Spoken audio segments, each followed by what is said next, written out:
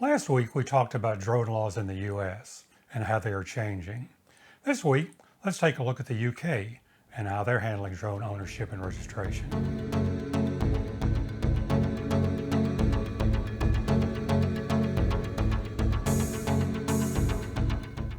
If we look around the world these days, we'll notice that drone regulations differ in various parts of the world. So this week we're taking a look at the UK. They've made changes to their regulations too, with some improvements in certain areas. So let's take a look. First of all, for any drone under 250 grams, like the Mavic Mini or the Mini 2, they are now required to be registered in the UK. Previously, that was not the case. But most drone flyers in the UK will need two different licenses, one the operator ID and one the flyer ID. The flyer ID means you need to pass a 40-question online exam with 30 as a passing score. Now you can take this as many times as you want, and as near as I can tell, there's no charge for that. The operator ID, on the other hand, means you need to register your drone and pay a fee of £9 per year. Not terribly restrictive. There are two exceptions to this.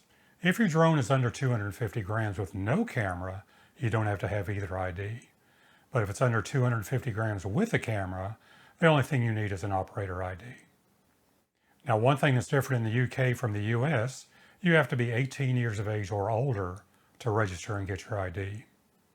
So let's look kind of a summary of the laws in the UK. As far as altitude goes, you're limited to 120 meters, which is roughly 400 feet. Also limited to visual line of sight, but here there's a difference. They actually put a number on it. They say 500 meters. Or 1,640 feet US. So they have an absolute limit on visual line of sight. Also, something is different. Avoid flying closer than 50 meters or 150 feet to people or vehicles. You can't fly over people, and you have to be 150 feet from buildings or crowds. At airports, there's a 2 to 2.5 nautical mile radius around the airport that's a restricted zone and you can't fly. In addition, they give a 5-kilometer long and 1-kilometer wide alley on approaches to the airport runways. That's also a restricted area. Now, the police have been given powers to land, inspect, and fine on-the-spot operators for various violations. They can give on-the-spot fines of £1,000. Now, just like the US, there are some additional categories too. And what the UK has done is they've tried to match those regulations in the European Union. But there is some discussion about that. Does that mean if you have a UK license after Brexit, can you fly in the European Union? The conversation seems to say that you may have to get a European Union license. There will also be no difference in leisure and commercial for drone operation. And they've established 3 categories for drones: open, specific, and certified. And in the open category, there are 3 subcategories. The first one is A1, sub 250 gram drones. They can fly over people, but not over crowds. For 250 to 900 grams, they can fly over people, but only with special qualifications. For A2, you can fly within 30 meters of people, or if you're using slow speed, down to 5 meters from people. There again with special qualifications.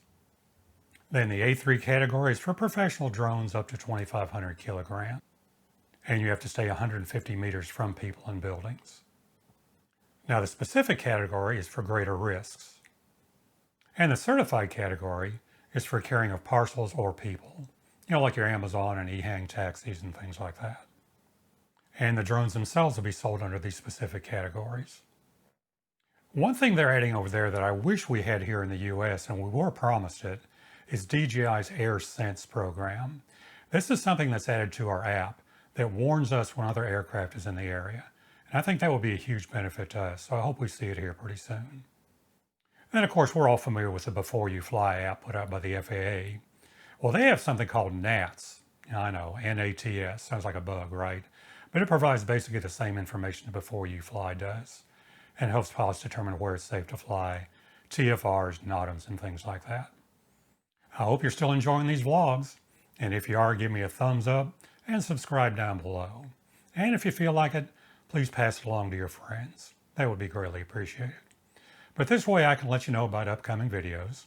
Still plan to do them every Tuesday, maybe more often if I feel like it.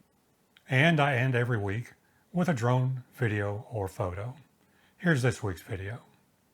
And if you'd like yours to be included in a future video, please send it my way and I'd be happy to include it.